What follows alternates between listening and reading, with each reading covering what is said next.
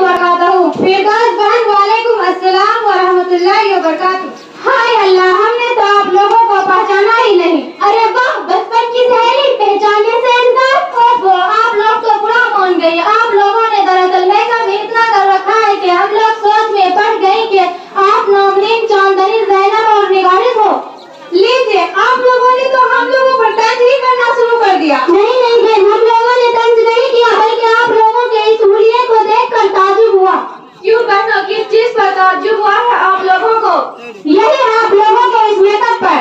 क्या मेकअप करना और सजना संवरना हमारे लिए जायज नहीं है?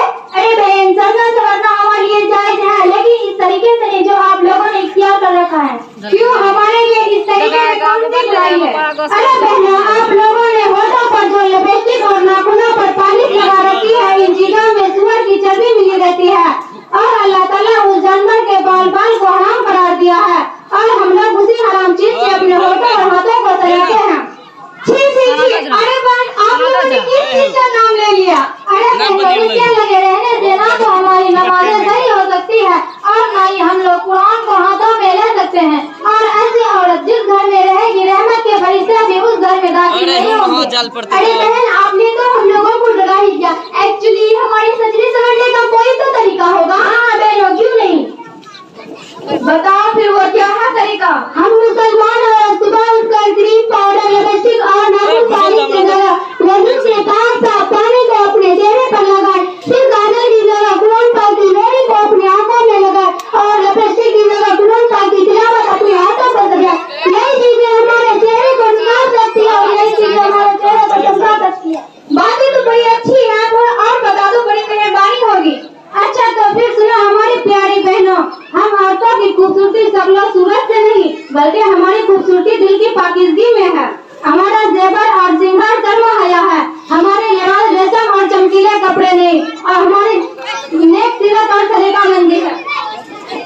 और बहनों, ये भी याद रखो, अगर अल्लाह ने तुमको कम खूबसूरत बनाया है तो उस पर गम मत करो, क्योंकि दुनिया में तुमसे भी कम खूबसूरत लोग जीते हैं। और अगर अल्लाह ने तुमको खूबसूरत बनाया है तो उस पर गुरूर और तकब्बुर मत करो, इसलिए कि दुनिया में तुमसे भी ज्यादा खूबसूरत मौजूद है।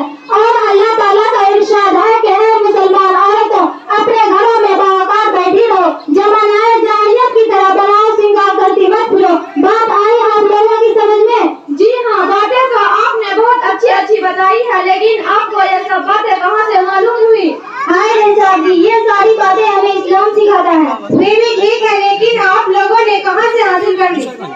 अरे ओहो, तुम लोगों को मालूम नहीं, हमारी बस्ती में कई साल से अपने गांव की मुफ्ती साहब रह रहे हैं। ये सारी बातें हम लोगों को उन्हीं ने सिखाई है। हमारी प्यारी बहन, आप लोग भी उनके पास आ जाओ, हम सब मिलकर इस्लामी तरीका सीखेंगे और गाँव समाज में रहने वाली माँ बहनों को सिखाएंगे। इंशाअल्लाह हम लोग आपसे वादा करते हैं कि इस काम में आप लोगों का पूरा साथ देंगे। अच्छा बहन, हम सब मिलकर मुफ्ती साहब के लिए दुआ करें कि मुफ्ती साहब को दिन रात तरक्की अता फरमाए और आफियत की जिंदगी अता फरमाए और इल्मे दिन हासिल करने वालों को सरफराज फरमाए और अल्लाह हम सब मुसलमानों के इस तालीम की कदर पैदा फरमाए और हमारी बहनों को इस फैशन से दूर रखे और उनको दिन का पावन बनाए। आमीन।